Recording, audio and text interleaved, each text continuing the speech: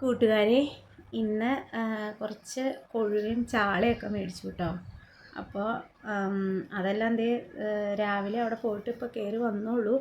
അത് കാരണം എല്ലാ പണികളും ചെയ്യണുള്ളൂ കേട്ടോ. അപ്പം ആദ്യം തന്നെ മീനൊക്കെ നന്നാക്കി എടുത്തു.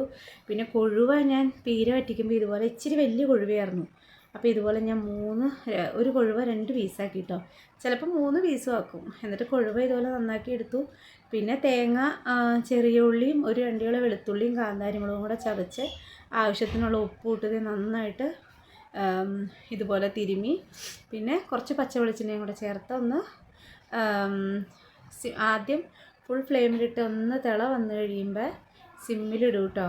പിന്നെ എനിക്ക് പീരയിൽ ഇങ്ങനെ തക്കാളി ഇടുന്ന ഭയങ്കര ഇഷ്ടമാണ് കേട്ടോ. അപ്പം ഞാനൊരു നല്ല പഴുത്ത ഒരു തക്കാളിയും കൂടെ അതിലോട്ട് ചേർത്ത് കൊടുക്കുന്നുണ്ട് കേട്ടോ. ഇതേ കണ്ട നന്നായിട്ട് തിളച്ച് കഴിഞ്ഞു. എന്നിട്ട് നന്നായിട്ടൊന്ന് ഇളക്കിയിട്ട് ഇനി ഒന്നും കൂടെ സിമ്മിലിട്ട് ഒന്ന് വേവിച്ചെടുക്കും. 2-3-4 മിനിറ്റ് മതി ഇതൊന്ന് പീര ആവാൻ. അപ്പോൾ അതേ തുറന്ന് നോക്കിയപ്പോൾ കണ്ടതിന് ശകലം വെള്ളവും കൂടെ, ഒരു പൊടിക്ക് വെള്ളമൊന്നും ഒഴിച്ച് ഒരു ശകലമേ ഉള്ളൂ. അതും കൂടെ ഒന്ന് തോർത്തി കഴിഞ്ഞാൽ അടിപൊളി പീര റെഡി ആയിട്ടുണ്ട് കേട്ടോ.